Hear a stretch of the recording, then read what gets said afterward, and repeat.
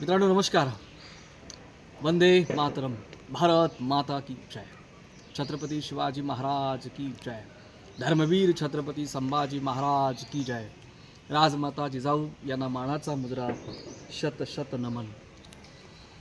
मित्रांनो, मराठ्यांचा इतिहास, गौरवशाली इतिहास, मराठी मातीचा इतिहास, छत्रपती शिवाजी महाराजांचा इतिहास ज्यांनी समजून घेतला त्याने त्याच्या आयुष्यामध्ये जे काही अडीअडचणी असतात किंवा ज्या काही घटना आयुष्यात घडत असतात त्या घडणाऱ्या घटनांशी दोन हात करण्याचं सामर्थ्य त्याच्यामध्ये आलं. आणि म्हणून छत्रपती शिवाजी महाराजांचा इतिहास अगदी लहानपणापासून मुलांना शिकवण्यात यायला हवा. आणि हा संपूर्ण इतिहास आपण जाणून घेणं फार गरजेचं आहे. कारण तो जो काळ जर आपण बघितला तर त्या काळामध्ये संपूर्णपणे मराठी माणसं आपला इतिहास, आपलं म्हणजे सनातन धर्म, संस्कार, संस्कृती संपूर्ण विसरून गेले होते. आणि तुम्ही जर त्या काळातला महाराष्ट्र जर बघितला तर संपूर्णपणे सुलतानाने व्यापलेला होता. आणि क्रूर सुलतानांच्या त्या अत्याचारी राजवटीखाली मराठी मनं आहे ना पूर्णपणे दबलेली होती. गुलामगिरीचं सावट इतकं मोठं होतं की स्वतंत्रता काय असते, गुलामीमुक्त जीवन काय असतं आणि एक स्वतंत्र राज्य काय असतं याचा जणू काही विसरच पडला होता मराठ्यांना.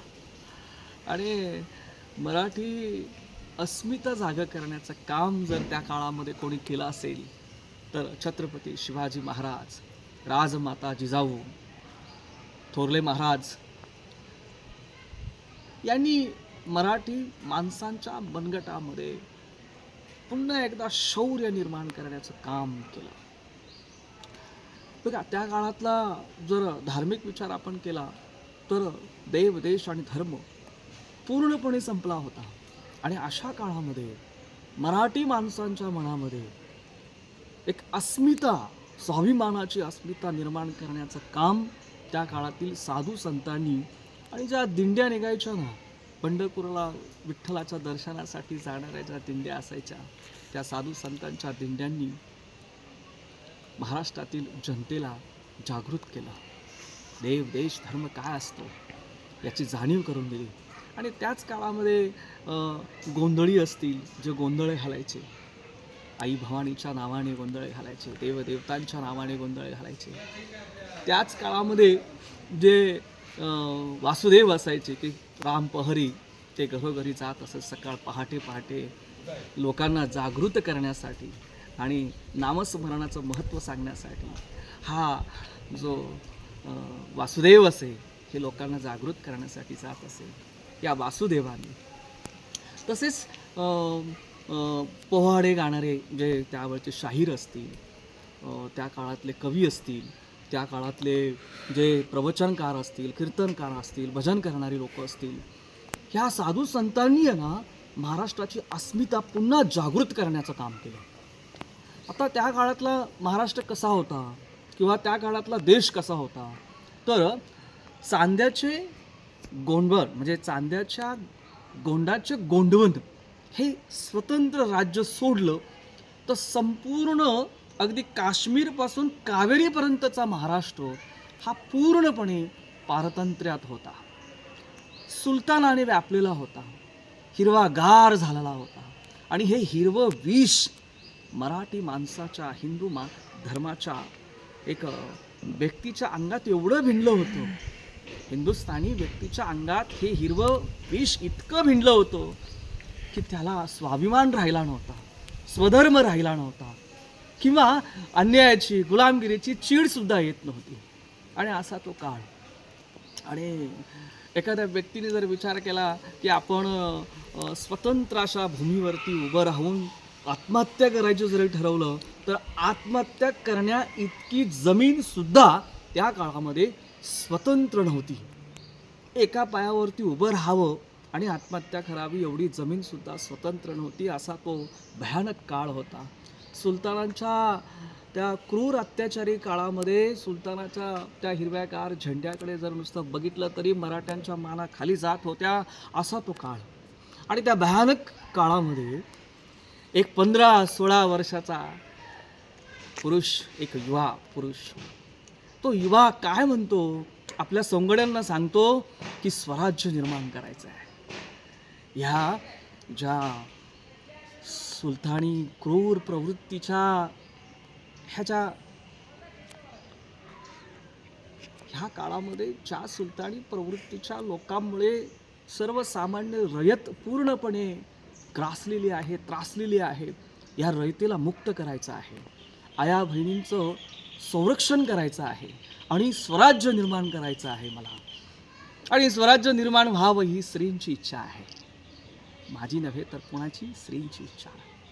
आई जगदंबेची इच्छा आहे आणि आई जगदंबेची फार इच्छा आहे की आपल्या हातून स्वराज्य निर्माण व्हावं, तिचं राज्य निर्माण व्हावं, ज्या राज्यामध्ये देव, देश आणि धर्म गुणागोविंदाने नांदेल, लक्ष्मी आणि सरस्वती ज्या ठिकाणी नांदेल, वास करेल, असं ते राज्य, गोरगरिबांचं राज्य निर्माण करण्याची एक तळमळ, प्रचंड इच्छाशक्ती त्या युवकामध्ये निर्माण झाली होती.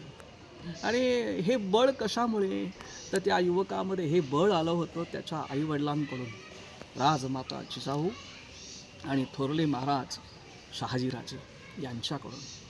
कारण त्यांनी शिवबाला त्या पद्धतीने घडवलं होतं. इतिहासातली पानं त्यांना वाचून दाखवली होती, त्या सांगितल्या होत्या गोष्टी, ज्या गोष्टी शिवबाच्या हृदयात भरल्या होत्या. अत्याचाराच्या, कुणाच्या अत्याचाराच्या, तर सुलतानांनी रयतेवर केलेल्या अत्याचाराच्या गोष्टी ऐकून शिवबा मोठे झाले होते. आणि म्हणून शिवबाला वाटत होतं की स्वतंत्र राज्य निर्माण करायचं. आता स्वतंत्र राज्य निर्माण करायचं आणि ही प्रबळ इच्छा ज्या शिवबाच्या मनात निर्माण झालेली आहे, त्या शिवबाकडे सैन्यबळ काय होतं, शस्त्रसाठा काय होता, किती होतं त्याचं सामर्थ्य, तर चिमटभर सुद्धा नव्हतं. सवंगडी होते आणि त्या सवंगड्यांना ते स्वातंत्र्याचं स्वप्न दाखवत होते, पण प्रचंड इच्छाशक्ती होती आणि निष्ठा होती आई भवानीवरती. प्रचंड इच्छाशक्ती असेल आणि जर तुम्हाला आपलं ध्येय गाठण्यासाठी एक मार्ग, तुम्हाला जर प्रशस्त मार्ग हा तुम्ही तयार करण्याची तुमच्याकडे इच्छा असेल, तर नक्कीच तो प्रशस्त मार्ग तुम्हाला तुमच्या ध्येयापर्यंत घेऊन जातो, हे शिवाजी महाराजांनी दाखवून दिलं. बघा, तो काळ होता की नाही, त्या काळामध्ये महाराष्ट्रामध्ये 5 सत्ता राज्य करत होत्या. एक मोगल होता, ज्या मोगलांनी संपूर्ण देश व्यापला होता. आणि मोगलांचं जर सैन्य जर आपण बघितलं तर 3 लाखापेक्षा जास्त सैन्य, फौजफाटा त्यांच्याकडे होता. घोडे होते, हत्ती होते, दारूगोळा, तोफखाना, सगळ्या प्रकारची शस्त्रास्त्रे त्यांच्याकडे होती. मोगल बादशहानंतर आदिलशहा जर बघितलं आपण, तर आदिलशहाचं महाराष्ट्रावरती चांगलं वर्चस्व होतं. कर्नाटक या परिसरामध्ये त्याचं वर्चस्व होतं. आणि आदिलशहाची जर फौज बघितली आपण, तर तो फौजसुद्धा 1 लाखाच्या आसपास फौज होती. तिसरा बादशाह होता गोवळकोंड्याचा. त्या गोवळकोंड्याच्या बादशाकडे सुद्धा 1 लाखाच्या आसपास फौज होती. त्यानंतर सिद्धी होता,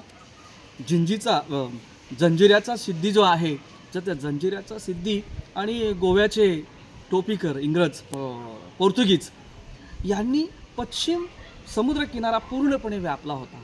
बरं, त्या पश्चिम समुद्र किनाऱ्यावरती त्यांचं वर्चस्व तर होतंच, पण त्यांच्याकडे सैन्यही होतं.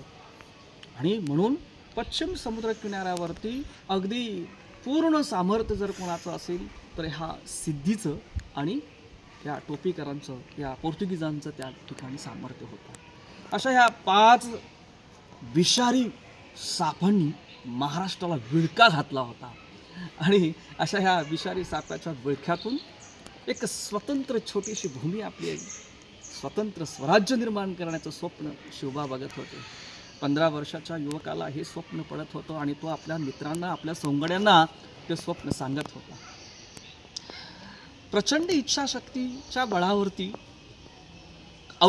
किती अवघड गोष्ट असू द्या, ती अवघड गोष्ट साध्य करता येते, हे शिवाजी महाराजांनी आपल्या आयुष्यात दाखवून दिलं. आणि म्हणून त्यांचा इतिहास आज प्रत्येकाला प्रेरणादायी आहे. बघा, शिवबा काय करत होते? आपल्या मावळ्यांना, आपल्या ज्या सोंगड्यांना, ह्या सोंगड्यांना घेऊन दऱ्याखोऱ्यात फिरत होते. जे ओसाड माळावरती पडीक असे एखादं समजा मंदिर असेल, त्या मंदिरात बसून चर्चा करत होते. एखाद्या गुहेत बसून चर्चा करत होते. एखाद्या आडमाळ राण्यावरती जाऊन चर्चा करत होते. डोंगर दऱ्यातल्या गुहेमध्ये जाऊन चर्चा करत होते. काय चर्चा करत होते? आपल्याला स्वराज्य निर्माण करायचं आहे. पण हे स्वराज्य निर्माण करण्यासाठी काय योजना आखायला हवी, कशा प्रकारे आपल्याला काम करायला हवं, ह्या बादशाची जे क्रूर आणि जुलमी सत्ता आहे ही उलटून लावण्यासाठी आपल्याला काय काम करता येईल, कसं काम करता येईल, याच्यावरती ते चर्चा करत, विचारविनिमय करत आणि पुढचा मार्ग प्रशस्त करण्यासाठी संपूर्ण योजना आखत. आता ही योजना आखत असताना प्रत्येकाच्या मनामध्ये खूप असं स्फुरण चढत किंवा अशी उत्साह निर्माण होत की शिवबा सांगते म्हणे आपल्याला ते काम होणार. कारण हे राज्य जे करायचं आहे आपल्याला ते जगदंबे मातेचं राज्य निर्माण करायचं आहे आणि जगदंबेची इच्छा आहे की आपल्या हातून ते स्वराज्य निर्माण व्हावं, ही श्रींची इच्छा आहे. असे शब्द महाराजांचे जेव्हा, शिवबाचे शब्द जेव्हा सोंगड्यांच्या कानावरती पडत तेव्हा त्यांनाही फार आश्चर्य वाटे आणि त्यांनाही असं स्फुरण येईल, उत्साह निर्माण होईल, त्यांना प्रेरणा मिळत असे. आणि ते सगळे तरुण सोंगडी शूरवीर पराक्रमी होते, दणकट होते, मजबूत होते, चिवट होते. आणि हे सगळे सोंगडी मावळे आतुरले होते की शिवबाच्या आदेशाचे. कारण स्वराज्य निर्माण करायचं तर आपल्याकडे एक उंच गरुडासारखी जर आपल्याला भरारी घ्यायची असेल तर गरुडाचं घरटं पण असायला हवं उंच डोंगरावरती कुठे जाऊन. आणि म्हणून आपल्याकडे किल्ला असणं फार महत्त्वाचं आहे. मग कोणता किल्ला घेणं गरजेचं आहे आणि कोणता किल्ला आपण कसा घ्यायला हवा, मग त्या ठिकाणी त्या किल्ल्यावरती किती फौजफाटा आहे, किल्ल्यावरती दारुगोळा किती आहे, शिंबंदी किती आहे, म्हणजे पहारेकरी किती आहे. शिबंदी फार महत्त्वाची असते की त्या शिबंदीमध्ये किती धारकरी आहेत, किती सैनिक आहेत, किती दारुगोळा आहे, किती तोफा आहेत, त्या सर्वांची बारकाईने आपण अभ्यास करणं गरजेचं आहे. आणि शिवबांच्या त्या सोंगड्यांनी संपूर्ण अभ्यास त्या विषयाचा केला होता. आणि मग एके दिवशी शिवबाने ठरवलं की काय, किल्ला घ्यायचा. आणि तो किल्ला शिवबाने अगोदरच हेरून ठेवला होता आणि त्या किल्ल्याचं नाव होतं तोरणा. तोरणा जर बघायला गेलं तर उंचीमध्ये फार उंच गड. तर उंचीचा विचार केला तर तो सर्व गडांचा बाप, अत्यंत अवघड, मजबूत, विशाल, जितका उंच तितकाच रुंद असा हा किल्ला. आणि ह्या किल्ल्यामध्ये भक्कम 2 दरवाजे होते, तटबंदी भक्कम होती. किल्ल्याची तटबंदी जर आपण बघितली, नागमोडी वळणं असलेली, काळेशार असे पाषाणी त्याला कडा होत्या आणि नागमोडी वळणाची ती तटबंदी असलेली, ते अरुंद रस्ता असलेला गडावर जाणारा अरुंद रस्ता त्या गडाला होता. अत्यंत बळकट, मजबूत आणि स्वराज्याच्या दृष्टिकोनातून तोरणा अत्यंत महत्त्वाचा किल्ला होता. आता ह्या किल्ल्याला आपल्याला घ्यायचं आहे हे शिवाजी महाराजांनी ठरवलं आणि त्या किल्ल्याचा सारासार अभ्यास झाला. छत्रपती शिवाजी महाराज, शिवबा आपल्या मावळ्यांना आणि जे काही सोंगडी होते त्या सोंगड्यांना घेऊन मावळ्यांची टोळी घेतली आणि सोंगड्यांना बरोबर घेतलं आणि एक दिवस कानद खोऱ्यात ते उतरले. आता ह्या कानद खोऱ्याचे देशमुख होते झुंजारराव मरळ. आणि कानद खोऱ्यात उतरल्यानंतर सरळ तोरण्यागडावर त्यांनी काय केले, आक्रमण केलं, चढाई केली. किल्ल्याला ज्या चौक्या होत्या म्हणजे त्या ठिकाणी किल्ल्यामध्ये ते सरळ घुसले आणि चौकी पहारे आपले लावले. चौकी पहारे लावून तोरणागड अगदी अलगद, कोणत्याही प्रकारचं रक्त न सांडता, रक्ताचा एकही थेंब न सांडता तोरणा किल्ला शिवाजी महाराजांनी आणि त्यांच्या सोंगड्यांनी ताब्यात घेतला. बघा, तोरणाला भक्कम 2 दरवाजे आहेत. एक दरवाजा कोकण बाजूला आहे, दुसरा दरवाजा पुण्याच्या दिशेने आहे. म्हणजे पश्चिम दरवाजा आहे तो कोकणाच्या बाजूने आणि एक दरवाजा आहे तो पुण्याच्या बाजूने आहे. भक्कम किल्ला, मजबूत किल्ला. आणि ह्या किल्ल्याची तटबंदी पण चांगल्या प्रकारे मजबूत होती, काही ठिकाणी ती ढासळली होती. किल्ला ताब्यात आल्यानंतर त्या किल्ल्यावरती मावळ्यांनी एकच जल्लोष केला, हर हर महादेव अशा घोषणा त्या ठिकाणी गुंजल्या आणि हर हर महादेवाची गर्जना त्या ठिकाणी झाली. आनंद उत्सव झाला, नगारे वाजले, शिंग फुकण्यात आली आणि मग एकच आनंद उत्सव झाला त्या ठिकाणी. शुभाचं स्वप्न त्या ठिकाणी पूर्ण झालं. आई जगदंबेच्या कृपेने, आई जगदंबेच्या आशीर्वादाने आज स्वातंत्र्याचा दिवस उजडला. स्वराज्याचं तोरण ज्या ठिकाणी बांधलं गेलं, तो तोरणा आज स्वतंत्र झाला. म्हणजे स्वराज्याचा पहिला किल्ला ज्या ठिकाणी महाराजांनी स्वराज्याचं तोरण बांधलं, आई जगदंबा आनंदित झाली. माँसाहेब जिजाऊ यांना फार आनंद झाला आणि प्रत्येक जो मावळा होता त्या मावळ्याला सुद्धा खूप स्फुरण चढलं, आनंदी उत्साह त्याच्या मनामध्ये निर्माण झाला. ज्या गोष्टीसाठी अनेक महिन्यांपासून आपण धडपडत होतो ती गोष्ट आज साध्य झाली आणि खरंच आई जगदंबेची कृपा शिवबावर आहे हे पुन्हा एकदा सिद्ध झालं. महाराजांनी लगेच त्या गडाची संपूर्ण व्यवस्था केली.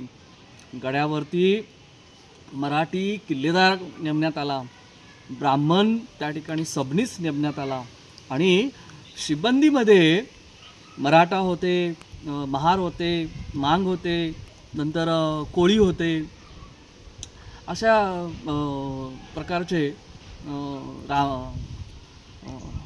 रामवंशी म्हणजे रामोशी होते. तर या सगळ्या जातीचे विविध जातीची लोक त्या सिबंदीमध्ये किल्ल्याच्या संरक्षणासाठी सगळे शूरवीर पराक्रमी पुरुष त्या ठिकाणी नेमण्यात आले होते. गडाची उत्तम व्यवस्था महाराजांनी लावली. गड कसा असतो, कधी गड ताब्यात घेतल्यानंतर त्याची व्यवस्थित लावणं गरजेचं असतं. तो गड जिवंत असतो जेव्हा त्या गडाचे पहारेकरी हे सतत चौकस असतात आणि शूरवीर पराक्रमी पुरुषांनी तो गड जागता ठेवायचा असतो. ते काम छत्रपती शिवाजी महाराजांनी त्या तोरणा गडावरती केलं.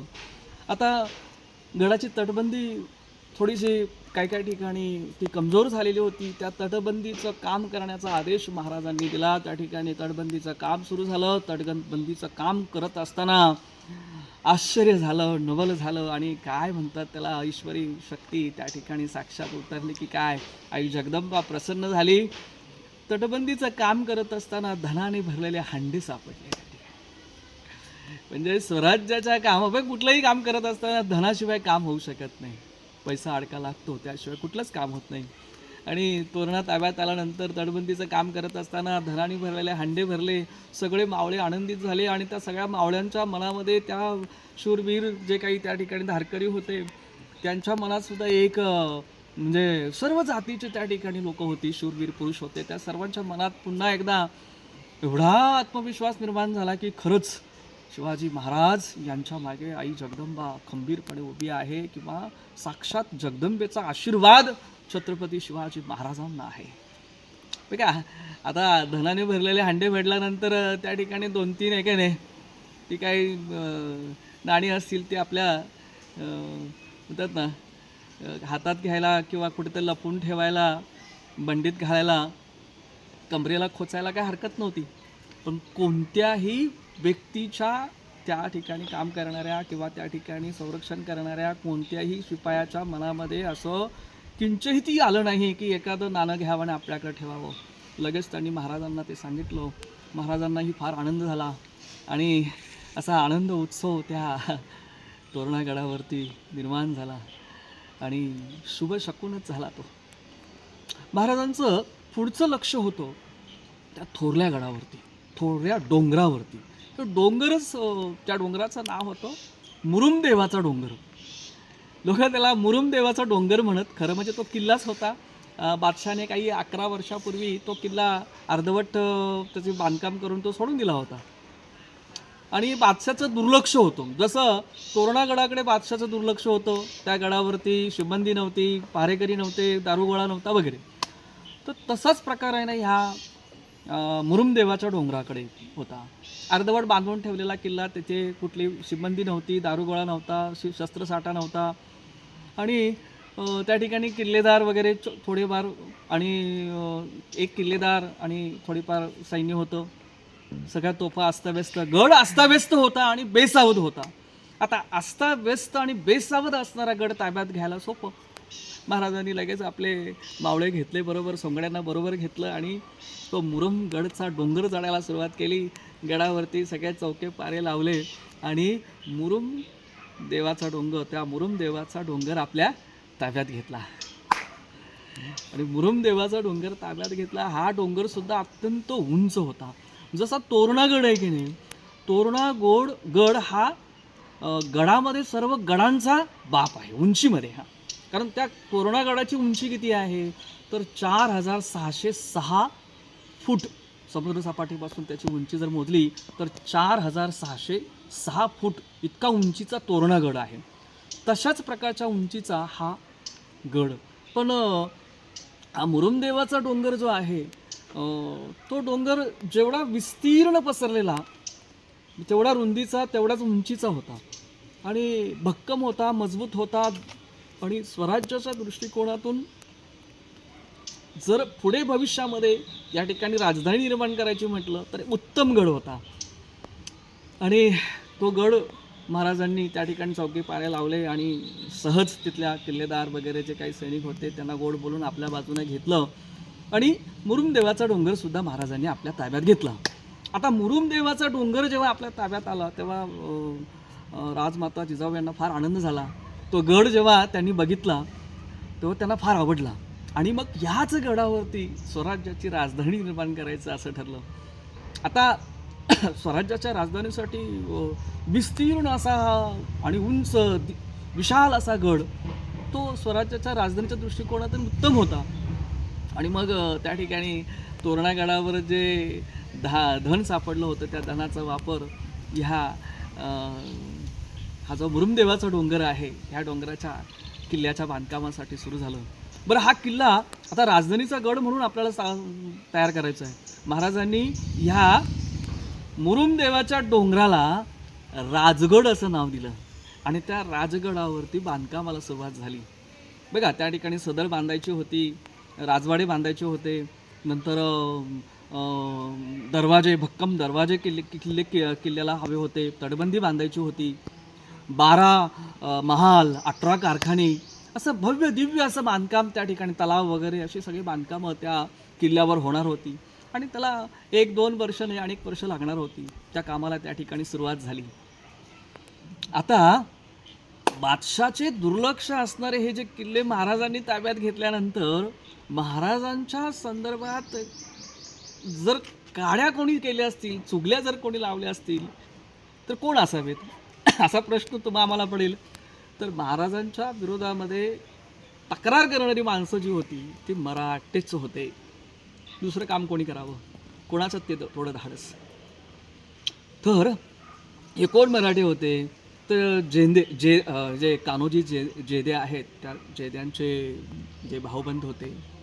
नंतर बांदल देशमुख आहेत त्यांचे भाऊबंद होते. केदार देशमुख खोपडे, त्या खोपड्यांचे खोपडे आणि त्याचे भाऊबंद असतील. तर ह्या लोकांनी काय केलं की शिरवळला जो ठाणेदार होता, या सगळ्या मुलकाचा जो कारभार बघणारा होता, कर आणि सारा वसूल करणारा जो अधिकारी होता आदिलशहाचा, तो शिरवळला सुवर्णमंगळ गडामध्ये राहत होता. त्याचं नाव होतं मियाँ रहीम महम्मद. या मियाँ रहीम महम्मदच्या कानी ही संपूर्ण बातमी पोचवण्याचं काम ह्या म्हणजे शिवाजी महाराजांविषयी तिरस्कार राग असणाऱ्या लोकांनी जाऊन त्या मियाच्या कानामध्ये सगळी बातमी सांगितली. मियाला जेव्हा कळालं की हे दोन्ही गड म्हणजे तोरणा आणि मुरुमदेवाचा डोंगर, ज्याला शिवाजीने राजगड नाव दिलेलं आहे, हे ताब्यात घेतलेलं आहे, ऐकल्यानंतर त्याला फार राग आला आणि त्याने लगेच आहे ना बादशाला हे सगळं कळवलं की शहाजी राजांचा पोरगा उनाड मुलांना एकत्र घेऊन तोरणा आणि मुरुमदेवाचा डोंगर, ज्याला त्यांनी राजगड असं नाव दिलेलं आहे, हे ताब्यात घेतलं आहे त्यांनी. आणि बादशाहविरुद्ध त्यांनी बंडाळी केलेली आहे आणि ह्या बंडाळीमध्ये तिथल्या देशमुख देशपांड्यांनी सुद्धा त्याला शिवाजीला मदत केलेली आहे. तर अशा प्रकारचं पत्र त्यांनी ताबडतोब लगेच आदिलशहाला पाठवलं आणि आदिलशहाला हे पत्र मिळालं. जेव्हा पत्र वाचलं तेव्हा बादशाला काय वाटलं की पोरखेळ आहे, ती पोरं काय जरा धिंगामस्ती करतील, त्यांच्याकडे बादशाने काय केलं, पूर्णपणे दुर्लक्ष केलं. आणि बादशाच्या मनात विचार आला की जर हे बंड जर मोठं झालं तर आपण काय सहज ते चिरडून टाकू. म्हणजे खाटिकाशी बंड करणारी ईदची बकरी उद्या मरणार आहे, ती आज मरेल, असा विचार करून त्या बंडावाकडे बादशाने दुर्लक्ष केलं. दुर्लक्ष केलं. त्यानंतर हा मिया वाट बघत बसला की आता बादशाह काहीतरी फौज पाठवेल वगैरे, हे काहीतरी करेल आणि हा बंडावा आपण मोडून काढू वगैरे. बादशाची फौज वगैरे काही आली नाही, कारण तसं प्रत्येक वेळेला पत्र पाठवायला लगेच फौज यायची आणि कारवाई व्हायची, अशा प्रकारचं कुठलंच काम झालं नाही. परंतु बादशाने एक काम केलं. आता देशमुख देशपांडे हे जर त्या उन्हाळपोरांच्या मदतीने हे कटकारस्थान करत असतील तर त्यांच्या विरोधामध्ये ॲक्शन घेणं फार गरजेचं होतं, त्यांच्या विरोधात कृती करणं गरजेचं होतं. म्हणून बादशाने लगेच काय केले, फरमान पाठवले आणि सैनिकांची वाट बघणाऱ्या या मियाला सैनिक तर आलं नाही, पण फरमानं आली. आणि बादशाची भली मोठी फरमानं देशमुख देशपांड्यांना वाटण्याचं काम ह्या मियाला करावं लागलं. मिया रहीम महम्मद, ज्याला अमीन असं म्हटलं जायचं, त्या विभागाचा, भोर विभागाचा तो प्रमुख होता. सारा आणि कर वसुलीचं काम त्याच्याकडे होतं. तर मग त्या मियाने काय केलं, त्या सर्व देशमुख देशपांड्यांना, म्हणजे रोहिड खोऱ्यातील देशमुख असतील, नंतर शिरवळ खोऱ्यातील काही देशमुख असतील, कानद खोऱ्यातील देशमुख, या सगळ्या देशमुख देशपांड्यांना काय केलं त्यांनी, ते बादशाचा आलेला फरमान आहे ते सगळ्यांना पाठवलं. त्यात एक महाराजांचा सोमगडी जो होता, दादाजी नरसप्रभू गुप्ते देशपांडे असं त्याचं नाव. तर दादाजीच्या वडिलांना सुद्धा, म्हणजे नरसप्रभूंना सुद्धा ते फरमान आलं. आणि ते फरमान वाचल्यानंतर नरसप्रभू अत्यंत म्हणजे भीतीने इतके घाबरले होते की त्यांच्या हृदयाची धडकनं वाढली, त्यांना प्रचंड भीती निर्माण झाली. कारण त्या फरमानमध्ये एक वाक्य लिहिलं होतं, बादशाह म्हणजे काय करेल, बादशाह तुम्हाला, आदिलशहा तुम्हाला दरबारात घेऊन जाईल आणि तुमचा शिरच्छेद करेल, गर्दन उडवून टाकेल. हे बादशाचं हे फरमानमधलं वाक्य वाचल्यानंतर त्यांना फार भीती वाटली, त्यांच्या हृदयाची धडकनं वाढली आणि ते इतके घाबरले की तिथून गुप्तच झाले. दादाजींनी काय केलं, लगेच आहे ना, हे संपूर्ण फरमानं जे आलेले आहेत त्या संदर्भातली सगळी माहिती शिवाजी महाराजांना पाठवली. आणि शिवाजी महाराजांनी, म्हणजे शिवबाने लगेच आहे ना त्याच्यावरती असं एक खरमरीत पत्र पाठवलं, ज्यामध्ये अत्यंत प्रचंड विश्वास होता, आत्मविश्वास होता आणि न डगमगता ते पत्र लिहिलेलं होतं. आणि तो इतका आत्मविश्वास महाराजांनी त्या पत्रात व्यक्त केला होता की नरसप्रभूंनी जेव्हा ते पत्र वाचलं तेव्हा त्यांना फार धीर मिळाला आणि आपल्या मागे आपला राजा खंबीरपणे उभा आहे. आणि मग तो धीर त्या माणसाला मिळाला आणि मग नरसप्रभू त्या ठिकाणी जरा स्थिर झालेत, त्यांना धीर मिळाला.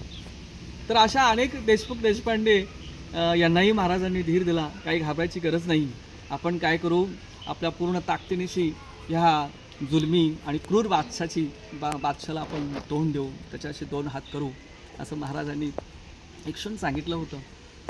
इकडे हा जो मिया होता तो वाट बघत होता की आता जे वर्षानुवर्षे गपचूपपणे निमूटपणे शेतसारा शिरवळला जाऊन भरत होते, ते देशमुख देशपांडे शिरवळला फिरकलंच नाहीत. आणि त्या फरमानाचा काहीतरी परिणाम होईल, तो परिणाम पण झाला नाही. भीती पण नाही, फरमान पण नाही, फरमानाचा काही परिणाम पण नाही, त्या फरमानाला काही उत्तर पण देशमुख देशपांड्यांनी दिलं नाही. आणि त्यामुळे हा जो मिया आहे, अमीन आहे ठाणेदार, तो फार चिंताग्रस्त झाला.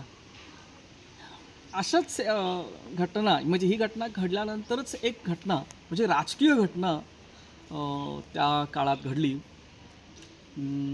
तो म्हणजे जावळीची. महाराजांचं लक्ष जावळीकडे पण फार होतं, कारण जावळी अत्यंत महत्त्वाचा भाग होता, भूभाग होता. स्वराज्याच्या दृष्टिकोनातून, संरक्षणाच्या दृष्टिकोनातून शत्रूशी 2 हात जर करायचे असतील तर जावळी आपल्या ताब्यात असायला हवी. आणि राजकारण असं घडलं की जावळीचा जो मोरे होता, ज्याला आपण चंद्रराव ही त्याला पदवी आहे, चंद्रराव मोरे, त्याचं नाव होतं दौलतराव. हा दौलतराव अत्यंत शूर पराक्रमी पुरुष होता. आणि तुम्ही जर कोकण बघितला, कोकण आणि जावळीचं खोरं जर बघितलं तर कोकणातील आणि त्या जावळीतल्या खोऱ्यातील लोक त्या दौलतरावाला बादशाह मानत, इतका त्याचा दरारा त्या ठिकाणी होता. त्याचा मृत्यू झाला 1670 मला वाटतं 1646-47 त्याचा मृत्यू झाला. आणि त्याच्या मृत्यूनंतर त्याची जी पत्नी आहे ती बाईला वाटलं की आता बाईचा अर्थ लक्षात घ्या. काही लोक म्हणतात बाई म्हणजे अरे मधल्या काळामध्ये काय झालं, बाई या शब्दाचा चुकीचा अर्थ काढण्यात आला किंवा त्याचं जे पावित्र्य आहे ते दूषित झालं.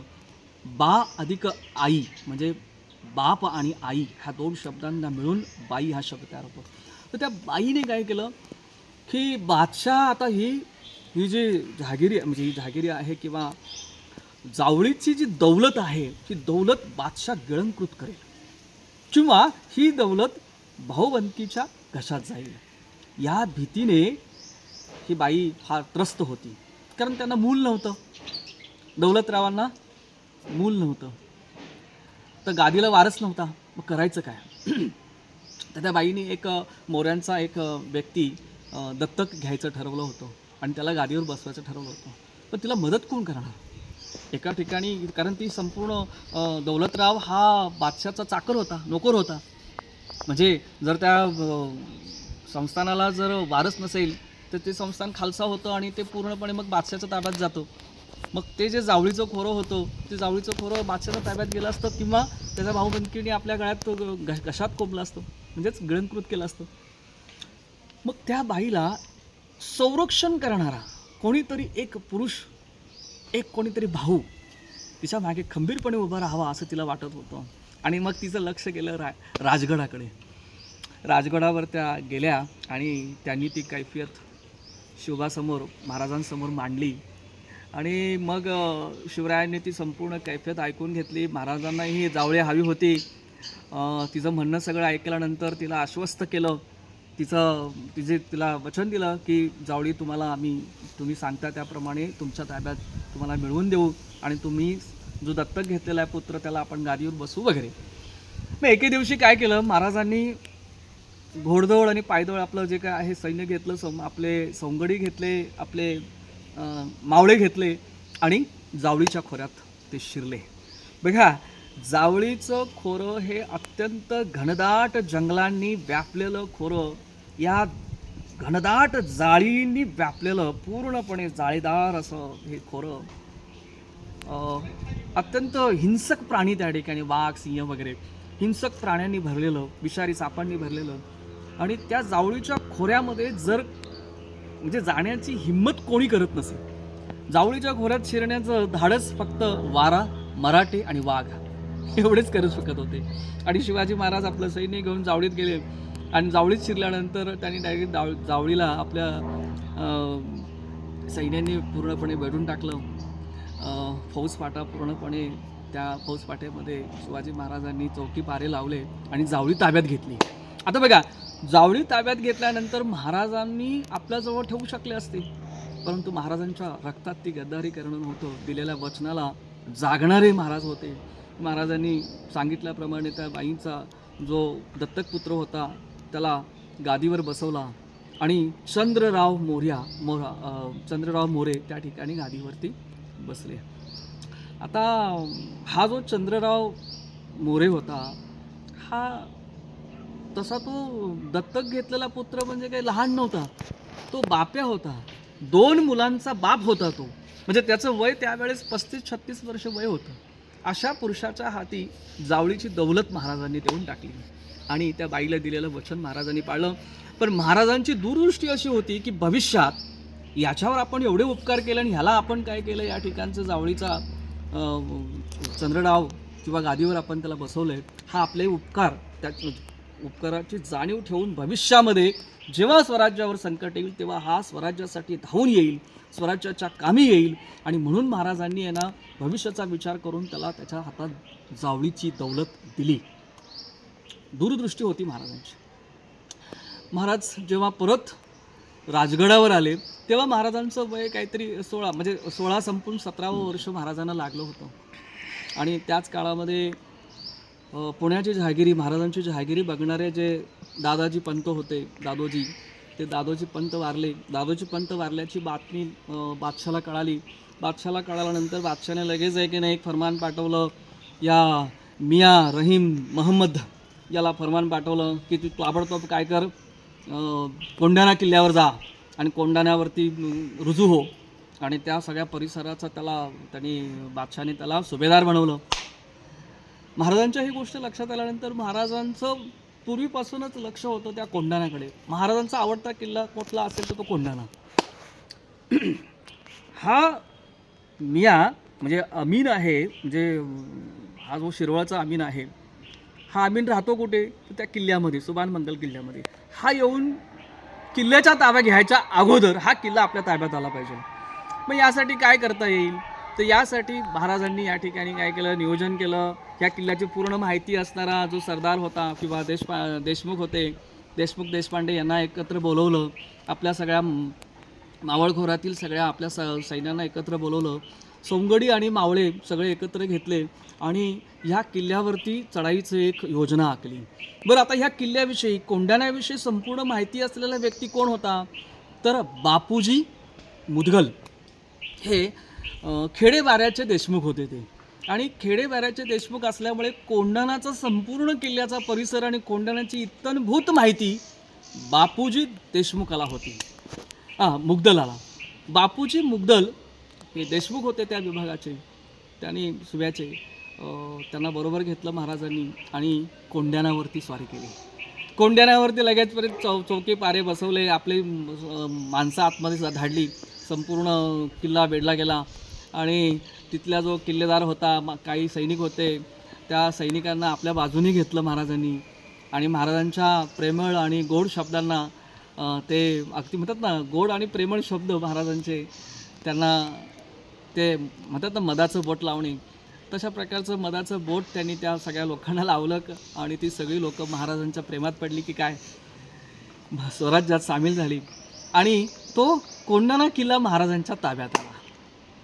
आता कोंढाणा किल्ला महाराजांच्या ताब्यात आल्यानंतर महाराजांनी संपूर्ण व्यवस्था, गड जागता ठेवण्यासाठी आवश्यक असणारी सगळी व्यवस्था त्या ठिकाणी केली.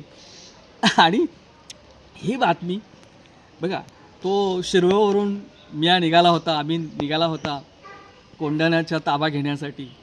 आणि त्या म्हणजे कोंढाणा आणि जो शिरवळ आहे एक 11 मैलाचं अंतर आहे. 11 मैल अंतरावर असणाऱ्या त्या मियाच्या कानावर ही बातमी गेली की शहाजीच्या पोराने कोंढाणा ताब्यात घेतला आहे. कोंढाणा ताब्यात घेतला आहे असं ऐकल्यानंतर त्याच्या कानावरती असा बॉम्ब फुटावा आहे ना, तो तोफेचा गोळ्याचा आवाज यावा, तशा प्रकारचा तो आवाज त्याच्या कानावरती पडला. आणि निराश होऊन तो परत माघारी फिरला.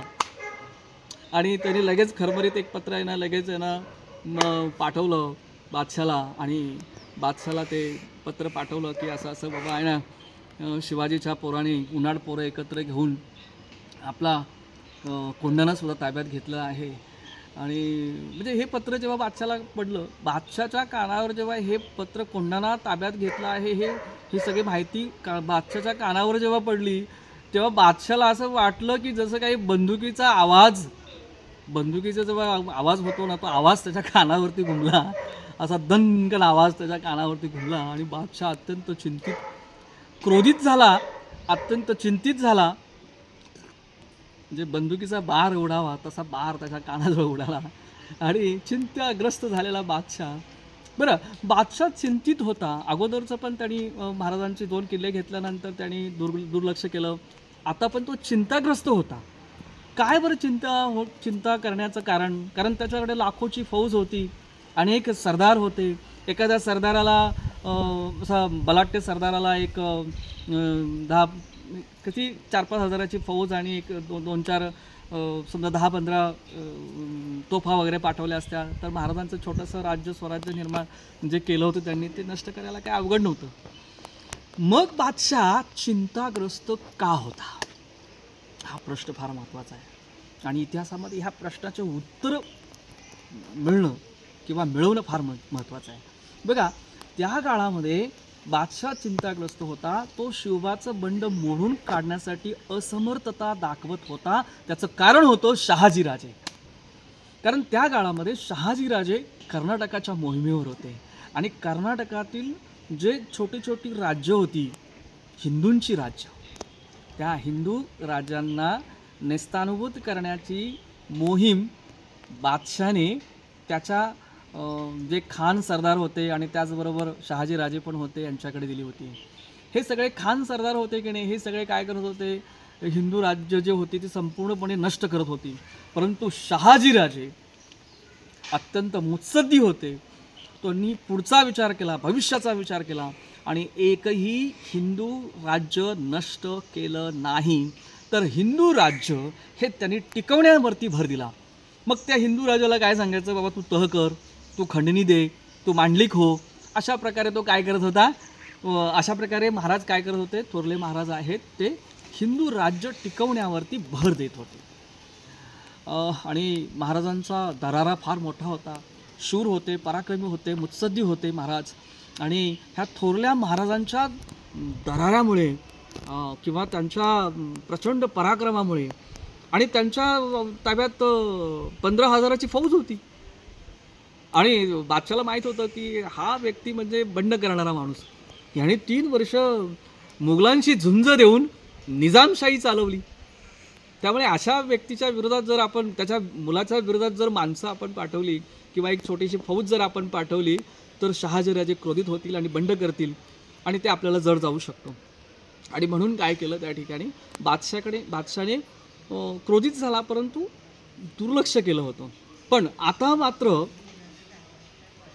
शिवाजी महाराजांचं म्हणजे शिवबाचं जे बंड आहे म्हणजे पोरासोरांनी तयार केलेलं एक छोटंसं राज्य किंवा उन्हाळ पोरानं एकत्र घेऊन शिवबाने केलेली ही जी कृती आहे बंडाळी आहे ती मोडून काढणं अत्यंत गरजेचं आहे असं बादशाला जाणवू लागलं. कारण हे बंड काही छोटं मोठं नाही आहे. याच्या मागे काय फार मोठी ताकद आहे किंवा फार मोठं षडयंत्र आहे हे बादशाला जाणवू लागलं. आणि मग त्यांनी आहे ना नियोजन का ह्याच्या लगेच आहे ना आपल्या सरदारांना बोलून त्याच्यावरती चर्चा विचारविनिमय करायला त्यांनी सुरुवात केली. इकडे महाराजांनी काय केलं की जेव्हा महाराजांनी पहिला तोरणा घेतला त्यानंतर मुरुम देवाचा डोंगर त्याला राजगड नाव दिलं आणि राजगड जेव्हा तयार होत होता त्याच वेळात महाराजांनी कोरीगड नावाचा किल्ला ढमाले देशमुखांच्या ताब्यातून घेतला आणि त्यानंतर महाराजांनी आहे ना कोंढाणा घेतल्यानंतर महाराज थांबले का नाही. बघा एकदा का विषारी सापाच्या शेपटीवर तुम्ही पाय दिल्यानंतर तो विषारी साप तुमचा बदला घेणार म्हणजे घेणार तुम्हाला चावणार म्हणजे चावणार. मग तुम्ही काय करायचं आहे माघार घ्यायची नाही. तुम्ही मुसंडी आतमध्ये मारायचे माघार घ्यायची नाही घाबरायचं नाही भीती स्वतःच्या मनात निर्माण करायची नाही. तुमच्या बरोबरच्या जी लोकं आहेत संगडी आहेत सहकारी आहेत त्यांच्या मनामध्ये उत्साह निर्माण करायचा प्रेरणा निर्माण करायची त्यांच्यामध्ये जिद्द निर्माण करायची त्यांच्या मनामध्ये चिकाटी निर्माण करायची. यस आपण जिंकू शकतो आपण लढू शकतो आणि आपण स्वराज्य निर्माण करू शकतो. बलाढ्य बादशाला सुद्धा आपण वाकवू शकतो. हा संदेश त्या मावळ्यांपर्यंत पोचवण्याचं काम शिवाजी महाराज करत होते. महाराजांनी पुढचं पाऊल टाकलं थांबले नाहीत महाराज की त्यांनी बघितलं की सर्वात महत्त्वाचं ठाणं जर कुठलं होतं तर शिरवळचं ठाणं. मग हे शिरवळचं ठाणं ताब्यात घ्यायचं महाराजांनी ठरवलं आणि महाराजांनी एके दिवशी काय केलं फौज घेऊन शिरवळच्या ठाण्यावरती छापा घातला आणि जो सुभान मंगळ गड आहे तो गडच ताब्यात घेतला.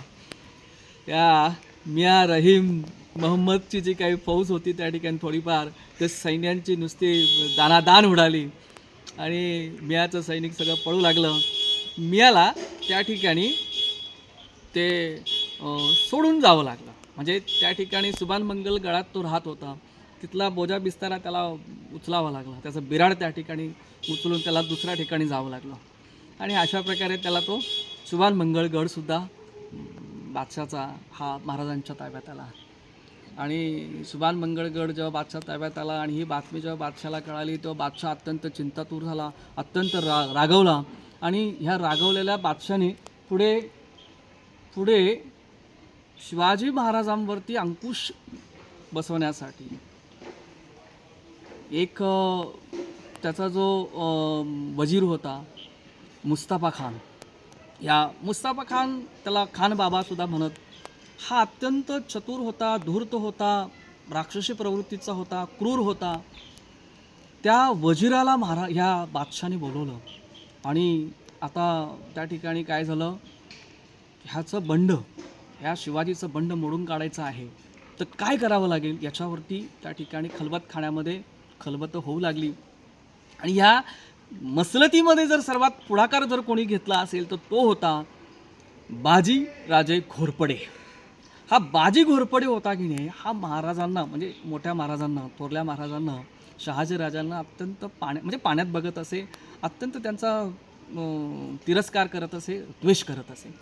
हा बाजी घोरपडा सर्वात पुढे होता. मग हा मुस्तफा खान, जो मुस्तफा खानाविषयी जर तुम्हाला सांगायचं म्हटलं तर मुस्तफा खान हा बादशाचा वजीर तर होताच, म्हणजे आदिलशहाचा वजीर होता. बादशाला त्यांनी स्वतःची मुलगी दिली होती, त्यामुळे तो बादशाचा सासरा पण होता.